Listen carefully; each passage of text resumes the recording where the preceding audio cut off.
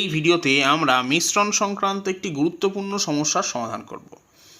এখানে বলা হয়েছে যে 1350 টাকা 50 জন ছাত্রছাত্রীর মধ্যে এমনভাবে ভাগ করে দেওয়া হলো যাতে প্রতি ছাত্র 30 টাকা এবং প্রতি ছাত্রী 25 টাকা করে পেল।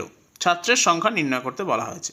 এখন যেহেতু 1350 টাকা 50 জন ছাত্রছাত্রীর মধ্যে ভাগ করে দেওয়া হচ্ছে, তাহলে প্রত্যেকে গড়ে পাবে 1350 ভাগ 50, তার মানে 27 টাকা, এবং ছাত্র পাচ্ছে 30 টাকা, ছাত্রী পাচ্ছে 25 টাকা।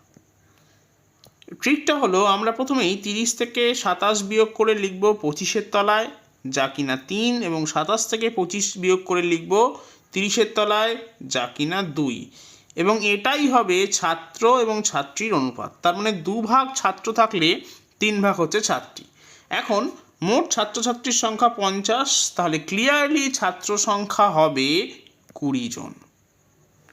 এটা আমরা এভাবে পেতে পারি যে 50 ইন্টু 2/2 + 3, তার মানে 5, ক্যালকুলেশন করলে আমি পাবো 20। তাহলে অপশন সি হবে আমার সঠিক উত্তর।